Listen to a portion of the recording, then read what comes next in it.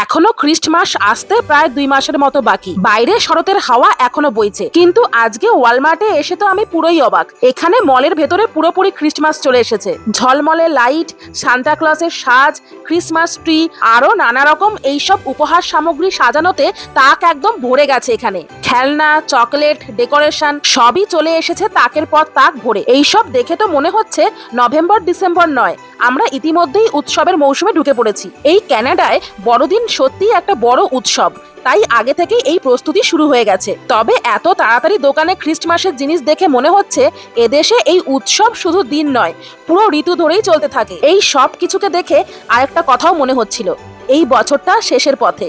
চোখের পলকেই আরেকটা বছরও কেটে গেল। এখনই এখানে মোটামুটি শীত পড়েই গেছে, আর কদিন পর থেকেই এখানে শুরু হবে স্নোফল। আর তার সাথে সামনে অপেক্ষা করছে নতুন বছর, নতুন স্বপ্ন আর এক গুচ্ছ তুষার ভেজা সকাল।